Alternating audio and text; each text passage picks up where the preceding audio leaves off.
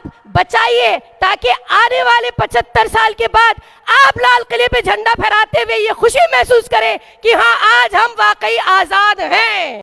मैं ये कहना चाहूंगी, अगर इस बार एक वोट भी आप लोगों ने किसी और पार्टी को दिया, खुदा की कसम आप अपनी बेटियों की और अपनी बहनों की इज्जत का सौदा करेंगे।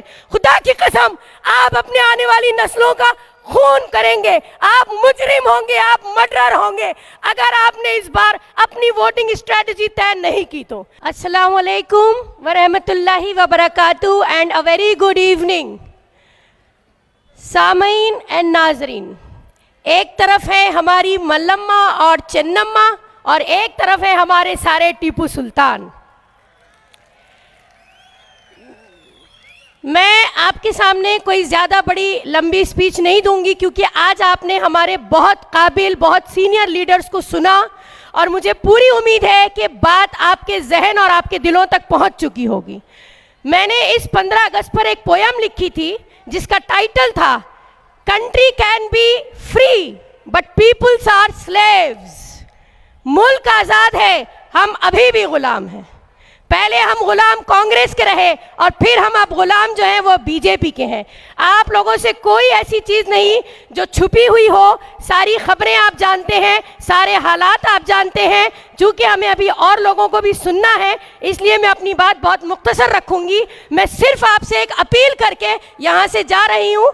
मेरी बहनों, मेरी माँओं और मेरे बहुत ही अजीज़ बुज़ुर्गों और मेरे भाइयों, इस बार आपको अपनी स्ट्रैटेजी बनानी है और आपको इलेक्शन में एक ऐसी स्ट्रैटेजी बनानी है कि आपको जालिमों का तख्ता उलट देना है। आपको इस बार दिखा देना है कि तू फिरौन है तो हम भी मूसा हैं।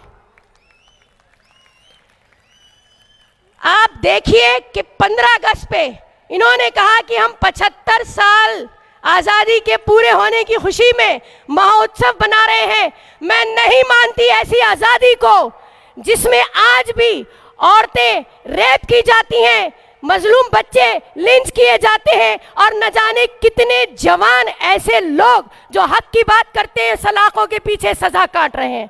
मैं ये कहना चाहूंगी, अगर इस बार एक वोट भी आप लोगों ने किसी और पार्टी को दिया, खुदा की कसम आप अपनी बेटियों की और अपनी बहनों की इज्जत का सौदा करेंगे। खुदा की कसम आप अपने आने वाली नस्लों का खून करेंगे। आप मुजरिम होंगे, आप मर्डरर होंगे अगर आपने इस बार अपनी वोटिंग स्ट्रेटजी तय नहीं की तो। मैं आपसे सिर्फ एक अपील कर रही हूं और ये इल्तिजा कर रही हूं, बहुत दर्दमाना दिल से इल्तिजा कर रही हूं। आपने आज सुन लिया है और आप देख रहे हैं, आपके कान भी खुले हैं, आपकी आंखें भी खुली हैं और आपके जहन भी खुले हुए हैं। इस बार धोखा मत खाइएगा, खुदा के वास्ते इस बार आप बचाइए ताकि आने वाले 75 साल के बाद आप लाल किले पे झंडा फहराते हुए ये खुशी महसूस करें कि हाँ, आज हम वाकई आजाद हैं। ये स्ट्रैटेजी आपको आज अभी इसी वक्त से तय करनी होगी। मैं बस इतनी ही अपील करने आपसे आई हूं। चूंकि अभी वक्त भी कम है और आप ऑलरेडी बहुत कुछ सुन चुके हैं तो बार बार उन्हीं बातों को दोहराने का कोई मकसद नहीं है।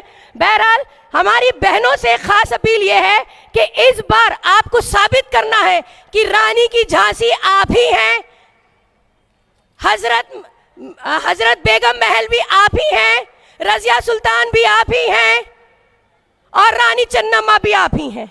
इस बार काम कीजिए, फील्ड पे उतरिए, गली गली कूचे कूचे जाके अपनी नस्लों को बचाइए, अपनी नौजवान नस्लों को कत्ल होने से, लिंच होने से बचाइए। अपने आप को, अपनी बेटियों को, अपनी बेटियों की, अपनी माँओं की, बहनों को की इज्जत की हिफाजत कीजिए। अगर आप समझते हैं कि आप में इंसानियत है वाकई और आप दर्द रखते हैं तो मैं मानती हूँ यहाँ से उठ के जाने वाला हर शख्स आज ये अहद करके जाएगा कि उसको अपनी वोटिंग स्ट्रैटेजी कैसी रखनी है।